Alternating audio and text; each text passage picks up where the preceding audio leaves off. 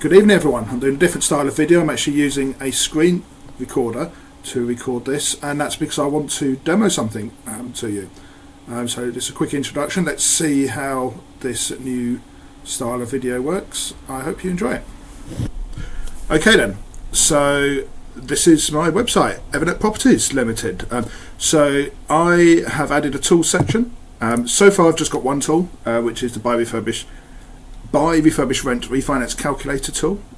So this calculator is going to help, you can input data, so when you're looking at properties, say on Rightmove, you'll be able to input some information about them, and it can calculate the expected profit ROI and give you some indications very quickly, and this avoids you having to fire up a spreadsheet. So if we click on that, we can have a look.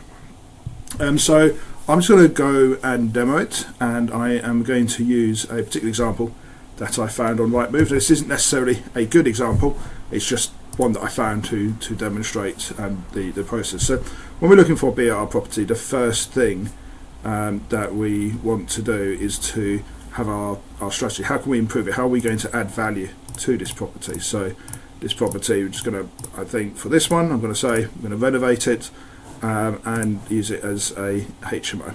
So you've got the floor plan there, we can see two bedrooms there, but we can turn the third one, the living room, into a bedroom as well, and they will meet the space requirements. So I put the first box on the refurbished one, what the vision is, and so refurb and make into HMO. So that's the vision. I think it's important as you go through this. That's the first thing you think about what you're going to do. Now the way this tool works is you have these sections here. Each one of these cards is a section, and you just go through left to right, top to bottom. So that one you do first, GDV next, then we're going to do the purchase price, then the refurbishment, then stamp duty, other costs, and so on like that. And if you are interested, you can actually do this on a mobile phone. So this is what it would look like on your phone. I'm going to do it on the desktop, but you can just as easily go through with a phone. So the first thing we're going to need to do is put in the GDV. I think we need to work out what's the property going to be worth at the end.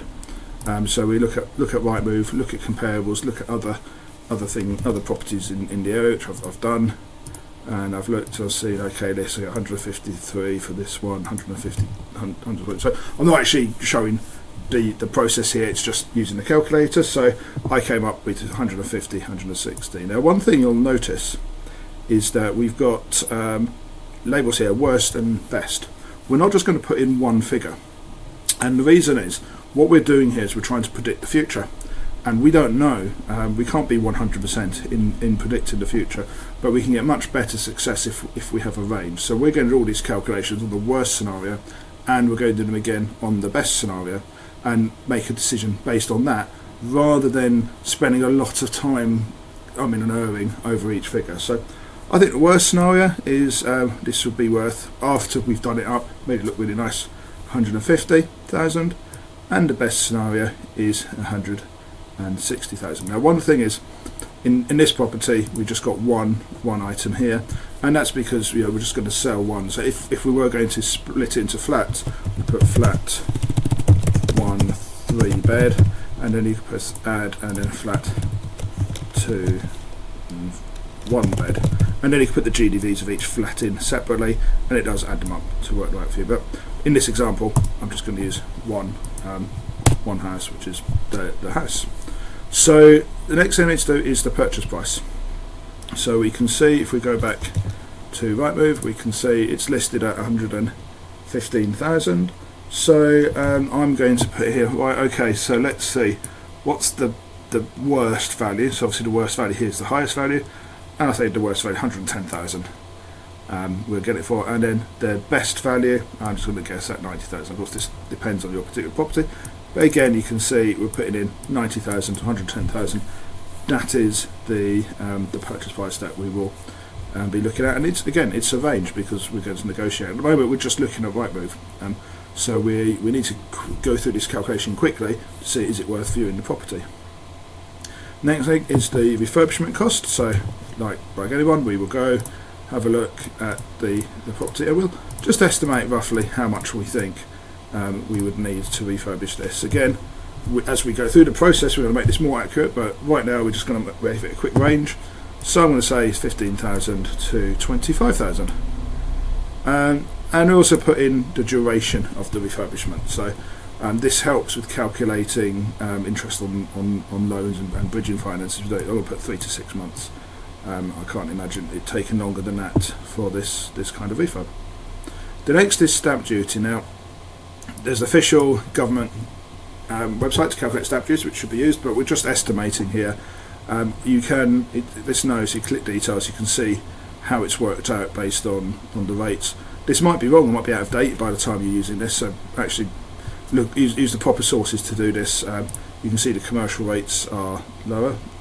Again, this property is quite cheap, so this doesn't show any stamp duty if it's commercial, but for residential there's some to be paid, and there's different rules for England and Scotland, and it might, if you want it exempted, be zero. So that's put in the stamp duty calculation, and then other costs. So here we've just put in 4%. As this is the first version of the tool, I might develop this out and add more details, but at the moment I'll just put fees, just put 4% of the purchase price. Now it's got an option if you're buying at auction, because there are other extra fees that we can use for at the auction, but I'm not going to use that because this one is not going to be at auction. Next box is the most interesting, it's the finance section. Now, when I've seen other people calculate how good a deal is, they always, they never really think about the finance, always just imagine it's a cash buyer. Now, when you are looking at investing yourself, you're looking at using loans, you're looking at using bridging finance possibly, and that finance has a cost, and that, is for someone actually doing the project, that's all the costs are really important that you take that into account, because that affects your ROI. So if you're deal source, you're just selling the product, you don't really care how the finance is happening, but I care. So I've got here this finance section. So this number here is the total expenditure. That's the amount of money we need for this project. So it's going to be buying the property and doing the refurb and paying all our fees. Now what will happen is we have finance, and then we need a certain amount of cash. So at the moment these figures are exactly the same. I'm going to come back and show this later on, once I've showed later sections. For now, I've just ticked the refinance box. This is by default, you can not refinance it. Refinance basically, that's because this is the strategy where we're doing a refinance. What we want to do is we're trying to take money out of the property, and then we've got a loan to value range, so we can actually set a range for loan to values if we want, but I'm just going to put 75%. It's a pretty standard range. So when we finish the work, we've got the tenants in the property, we are going to refinance it and pull some money out. So this section is, I think for me, I think everyone thinks about the BRRR strategy in different ways. I like to think about the money chronologically. So I've tried to list out here all the amounts that you're going to need in order. So finance cash, as you need 142,000 cash to put into this property. You need to buy the property, you need to pay stamp duty, you need to pay other costs, and you need to pay the refurbishment. So that's the total. Right? So if you've got that much money, you can go and proceed with all these steps. And then we've got exit finance, we've got the refinance. So if we take off refinance here, you'll see that exit finance isn't here anymore. So the page is responsive. It's going to adjust the calculations as you change the settings. So here we've got some exit finance. So we're going to remortgage it and get 112,000. I haven't put mortgage costs here, so it's another detail. I'm going to add more details as I refine this. And then finally, we're going to rate the project. So I'm going to find out, is this a good idea or a bad idea to do this project. So first thing we've got to do is look at profit loss. So profit loss is total cash in.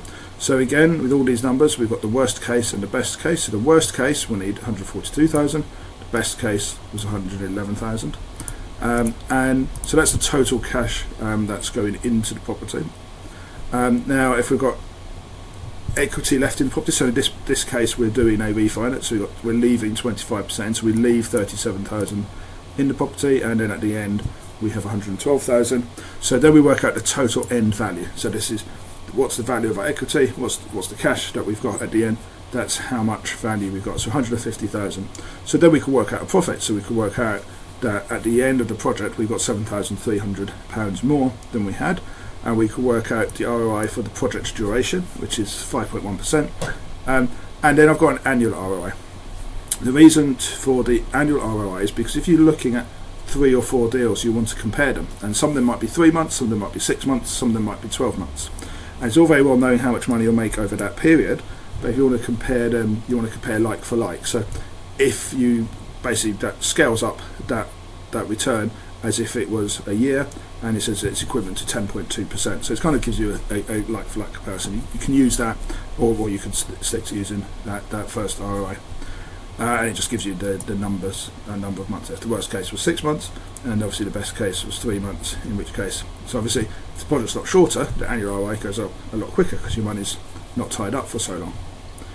And then finally we've got some features we've got for the deal. So and this is an area which I'm going to expand as I learn more, and that is the features that make this deal exciting or not exciting.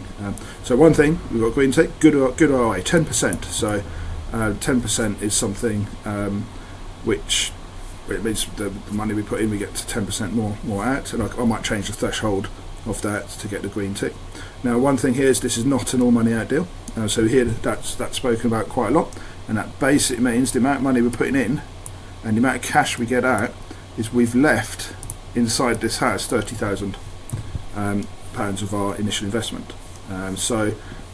This isn't an all money out deal, and the low amount of profit.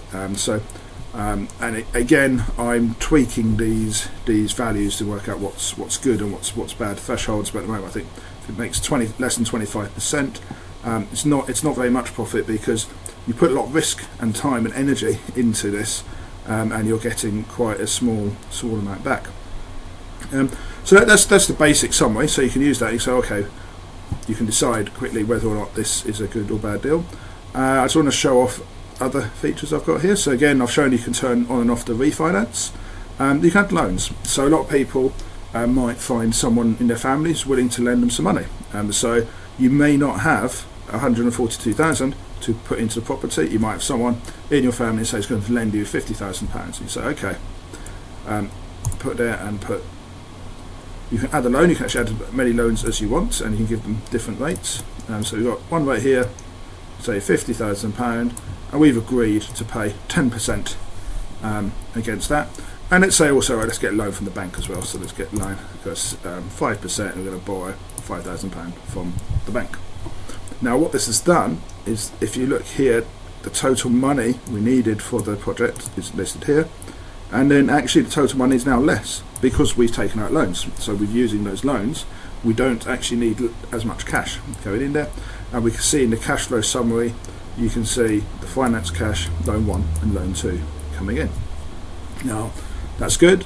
That gives you the full breakdown of all the expenditure, and then it now complicates the exit finance, because obviously at the end of the day you need to repay back the loans. So the 50,000 loan, if you remember, we said that was going to be 10% interest.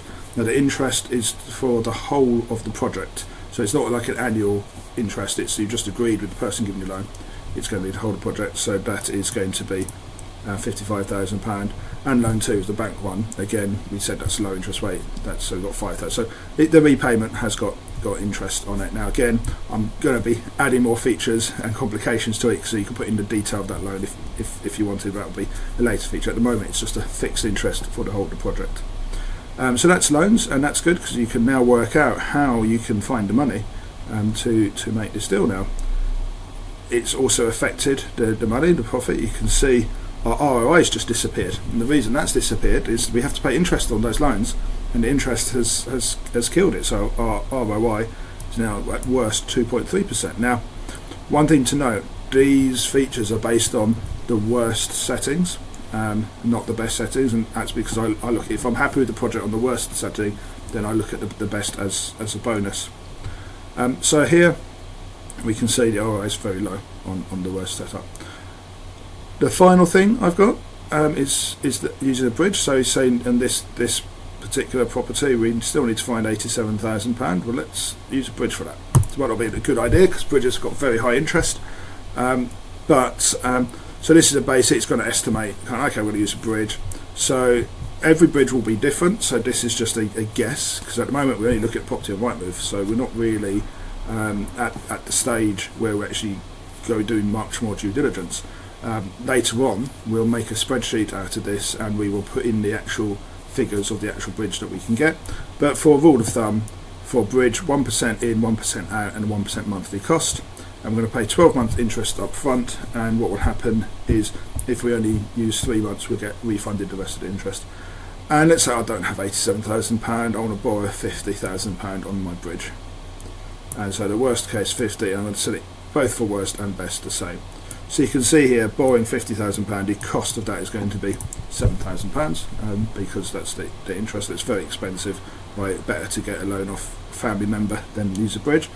And now we can see here we've got the bridge payment. So we've got the loans coming in, we have the bridge payment that's been added, and we can see the bridge payback. Now the way bridges work is you don't get the interest, you don't have to pay the interest during the bridge. This is charged interest up front. So you see, although you've taken £50,000 out, actually you've only got £43,000. So that might affect, you might the amount of money. So you might actually get a higher bridge, but then you get interest credited back. So you paid 12-month interest on the bridge, and then at the end, if you only use 3 months or 6 months, then you get interest credit. So that's all being calculated, and now we can look. We've made the deal really terrible. In fact, now we're making a loss. Now that we've got the bridge in, and we just lost.